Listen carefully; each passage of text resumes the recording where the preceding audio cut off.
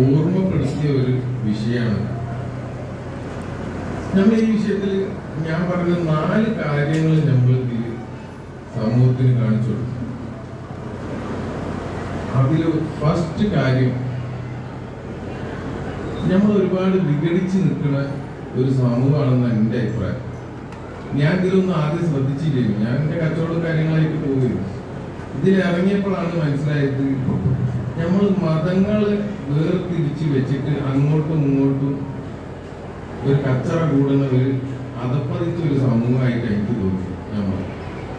എനിക്ക് തന്നെ നോക്കുമ്പോൾ മനസ്സിലായി, എന്താ ഇത് എവിടെയും കൊണ്ട് ഒരു എന്താ പറയാ ഉണ്ടാക്കുന്ന ഒരു വർഗീയത.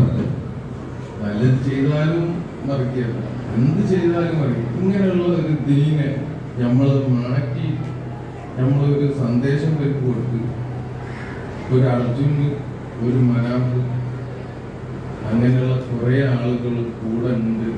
നമ്മൾ കൂട്ടായി പ്രയത്നിച്ചിട്ടാണ് ഈ ഒരു വിജയം സ്വന്തമാക്കിയത്. ഇതിന് വിജയം എന്ന് ഞാൻ പറയുള്ളൂ.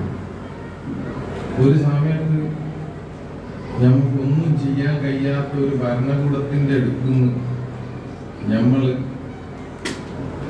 എല്ലാവരും പറഞ്ഞ അസാധ്യമായ ഒരു കാര്യം, ഈ അസാധ്യമായ കാര്യത്തിന് നമ്മൾ സാധിച്ചു കാണിച്ചു കൊടുക്കും.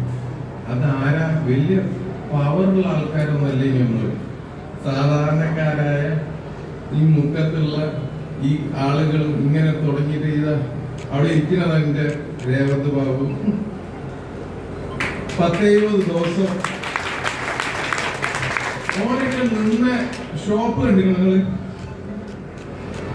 നിലത്ത് കിടന്നുറങ്ങി ജീവിച്ചതാ. അങ്ങനെയുള്ള ആളുകളുള്ള നാട്ടിലാണ് നമ്മളുള്ളത്.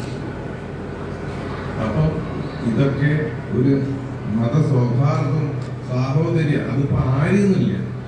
ആരായാലും ഇപ്പൊ ഈ മുക്കത്തുനിന്ന് വന്ന ആളുകൾക്ക് അർജുനാരാ? മനാഫ് പണിയെടുക്കുന്നത് മനാഫിന്റെ ഒരു സ്റ്റാഫിനും വേണ്ടിയിട്ടാണ്. ഈ മുക്കത്തുള്ളവർക്ക് എന്തിന്റെ ആവശ്യം ഉണ്ടായി? ബസ്സും വിളിച്ച് വലിയ ബോട്ടൊക്കെ ആയിട്ട് വന്ന്. അതാണ് മനുഷ്യത്വം. നമ്മളത് ഈ ഇന്ത്യയിലും ലോകത്തുള്ള ആളുകൾക്ക് കാണിച്ചു കൊടുക്കും. മലയാളികൾ മനുഷ്യത്തുള്ള ആൾക്കാർ. രണ്ടാമത്, ഒരു വലിയൊരു സംഭവമാണ്. പക്ഷെ വാക്ക് എന്ന് പറഞ്ഞ ചെറിയൊരു വാക്ക്, അതായത് ഒരു പ്രോമിസ്. വാക്ക്, ഒരാൾക്ക് വാക്ക് കൊടുക്കുന്നത് ചെറിയ രസമുള്ള ഒരു ചെറിയൊരു വേർഡാണ്. 2 അക്ഷരത്തിൽ ഒതുങ്ങുന്ന ഒരു വേർഡാണ്. പക്ഷെ ഈ വാക്ക് എന്നുള്ള വേർഡിന്റെ പവർ അറിയോ? 72 ദിവസം കൊണ്ട് ഞാൻ സ്വീപ്പിക്കും ആ വേർഡിനെ. ഒരു വാക്ക് കൊടുത്തതിന്റെ പേരിൽ മനുഷ്യന്റെ ജീവിതം മുഴുവൻ ഞാൻ തുലാസ് തൂക്കിക്കുന്നു. പക്ഷെ കൊടുത്ത സാധനം അത് കംപ്ലീറ്റ് ചെയ്തിട്ട് തിരിച്ചെടുക്കാൻ പാടുള്ളൂ. അല്ലെങ്കിൽ നിങ്ങൾ വാക്ക് എന്ന് പറഞ്ഞ വേർഡ് ഉപയോഗിക്കരുത്. ഒരാൾക്ക് പ്രോമിസ് കൊടുക്കരുത്. ഞാൻ പ്രത്യേകിച്ച് മക്കളോടാണ് ഈ സംസാരിക്കാൻ ഉദ്ദേശിച്ചതും വന്നത്. നമ്മളൊരു വാക്ക് കൊടുത്ത് അത് ഞാൻ ഒരാൾ മാത്രമല്ല, എൻ്റെ ടീമുള്ള മുക്കത്തുള്ള ആള് അടക്കമുള്ള ആളുകൾ, നമ്മളൊക്കെ ഒരു ഗ്രൂപ്പിലൊക്കെ ഉള്ള ആളുകളാണ്. നമ്മളൊരു ടീമൊക്കെ ഉണ്ടാക്കിയാണ് സേവ് അർജുൻ എന്ന് പറഞ്ഞിട്ട്.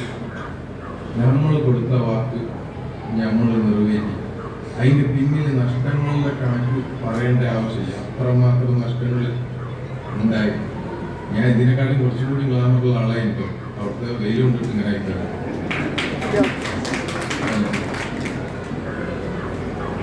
മൂന്നാമത്, കുടുംബ ബന്ധം. ഒരു പ്രതിസന്ധി, എന്റെ ജീവിതത്തിലെ ഏറ്റവും വലിയ പ്രതിസന്ധിയിലേക്കും ആ ദിവസം ഞാൻ പോകുമ്പോ, ആദ്യ ദിവസം എന്റെ കൂടെ സ്ഥാപനം കൂട്ടിയിട്ട് വന്ന ആളുകളാണ് ഇപ്പൊ ലാസ്റ്റ് ആദരിച്ച അലിഖുനിഷാവും അബ്ദുൽ വാലി എന്നൊക്കെ പറഞ്ഞ ആളുകൾ. അങ്ങനെ കുറെ എണ്ണം. അതായത് ഒരു പ്രശ്നം വരുമ്പോ ഇപ്പോഴത്തെ കാലത്ത് നമ്മള് അണുകുടുംബമായിട്ടും ഇതായിട്ടും ഓന്റെ പ്രശ്നവും ഓനെന്താ ആയിക്കോട്ടെ, നമ്മളെ അളാപ്പന മോനല്ലേ മുത്താപ്പന മോനല്ലേ അങ്ങനെ പറഞ്ഞ് നമ്മൾ വിഘടിച്ച് നിൽക്കുന്നവർക്ക് ഒരു കുടുംബം മൊത്തം എന്റെ പിന്നിൽ നിൽക്കുകയാണ്. അത് ഇന്നലെ എനിക്കുണ്ടായ പ്രശ്നം ആയിക്കോട്ടെ, സ്റ്റാർട്ടിങ് മുതൽ എന്തിനും. അല്ലാതെ ഈ സാധാരണക്കാരന് ഒരു ₹1,00,000 ലെഡ്ജർ കൊടുക്കാന്ന് ചങ്കൂറ്റത്തോട് കൂടി പറയണമെങ്കിൽ പിന്നീടൊരു കുടുംബമുണ്ട്. ധൈര്യത്തിൽ പറയാം. സപ്പോർട്ട്, ഒരു കുടുംബ സപ്പോർട്ട് എപ്പോഴും നിങ്ങൾക്കൊക്കെ ജീവിതത്തിൽ പല പ്രയാസങ്ങളും വരുന്ന സമയത്ത് അത് നിങ്ങളെ കുടുംബത്തിലെ അംഗത്തിന് എന്താക്കണം ഓടി ചേർത്ത് പിടിച്ചാൽ എന്ത് മനോഹരം ഉണ്ടാവുന്നറിയോ കുടുംബ ബന്ധങ്ങൾ. നമ്മൾ അവിടെ അതും സാധിച്ചു. നാലാമത്തെ പ്രധാനപ്പെട്ട ഒരു കാര്യം, ഞാൻ അറിയപ്പെടുന്ന ലോറി ഉടമ മനാപ്പുന്ന ഉടമ എന്ന് പറയുമ്പോൾ നമ്മളെ കൂടെയുള്ള തൊഴിലാളിനെ സംരക്ഷിക്കേണ്ട ഉത്തരവാദിത്വം അതിന്റെ ഉടമക്ക്.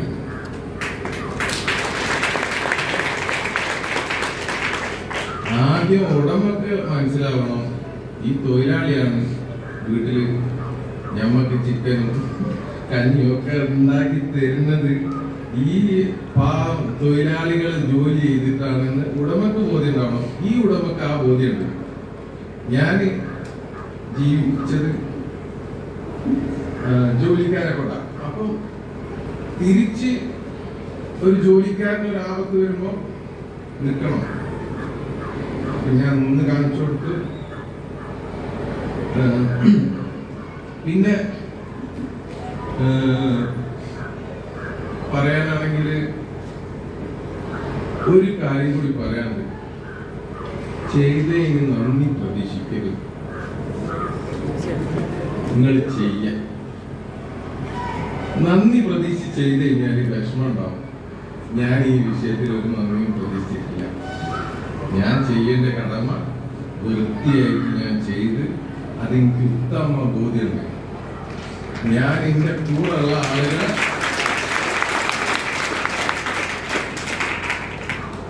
എന്നെ അടുത്തറിഞ്ഞാൽ 1 മണിക്കൂർ എന്റെ കൂടെ ജീവിച്ചാൽ മതി.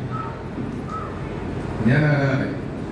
അപ്പം എല്ലാവരോടും നന്ദി പ്രതീക്ഷിക്കാതെ നല്ല പ്രവൃത്തികൾ ചെയ്യാൻ ഇതേമായിട്ട് ഒരു സുന്ദരമായ നാട്ടിൽ ഞാൻ വന്നതിന് ഞാൻ അഭിമാനിക്കുകയാണ്. തീർച്ചയായിട്ടും ചില വിഷയങ്ങളൊന്നും എനിക്ക് പറയാൻ പറ്റാത്തത് കൊണ്ട് ആരെയും വിഷമിപ്പിക്കരുതെന്ന് വിചാരിച്ച് മിണ്ടാതെ നിൽക്കുക, സ്നേഹം കൊടുക്കുക. ആര് പിണഞ്ഞാലും നമ്മൾ കുത്തി കൊടുക്കുക. നമ്മൾ കുത്തി കുത്തിയായിട്ട് നമ്മൾ താങ്ങുന്നില്ല. ഞാനതിൽ വിശ്വസിക്കുന്നതാണ്. നമ്മക്കെന്ത്, നമ്മൾ അപമാനം സഹിച്ചിട്ടല്ലേ ഇവിടെ എത്തിയത്. അങ്ങനെ ചിന്തിച്ചാൽ മതി എല്ലാവരും. നമ്മൾ ഒരാളെ മുന്നിൽ താന്ന് വിചാരിച്ചിട്ട് നമുക്കൊന്നും പോകാനില്ല. ചെയ്ത കാര്യങ്ങൾ അറിയപ്പെടുന്ന ആഗ്രഹമില്ല. എനിക്കൊരു ചോദ്യം ചോദിക്കാൻ, എന്നോട് പറഞ്ഞു ഇനി മുതൽ ഒരു മാധ്യമപ്രവർത്തകൻ എന്താ പറഞ്ഞ അംഗീകാരങ്ങൾ വാങ്ങാൻ പോകരുത്. ഞാൻ ഇനി പോണ്ടേ ഒന്ന് പറയണേ.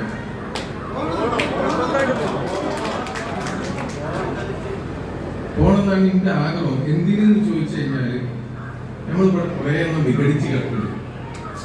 ഒന്ന് ഉള്ളു എല്ലാത്തിൻ്റെ മലിനമായിട്ടുണ്ടെന്ന് എന്റെ വിശ്വാസം. ആരെങ്കിലും ഒന്ന് നന്നാക്കണ്ടേ. തൽക്കാലം ഞാൻ എന്റെ പണിയൊക്കെ ഒഴിവാക്കി കുറച്ച് ആ പണി കൊടുത്താലും കുഴപ്പമില്ലല്ലോ. എനിക്കിപ്പോ ഈ ഒരു ഷോളും ഒരു ഇതും അതിനല്ല ഞാൻ. എനിക്ക് നിങ്ങൾ ഇങ്ങനെ ഒരു വേദി തന്നു കഴിഞ്ഞാൽ നമുക്ക് കുറച്ചു കാലം കൊണ്ട് കുറച്ചാണെങ്കിലും നന്നാക്കി എടുക്കാൻ കഴിയുമെന്ന് എനിക്ക് വിശ്വാസമുണ്ട്. കൂടെ നിന്നാൽ എല്ലാവരും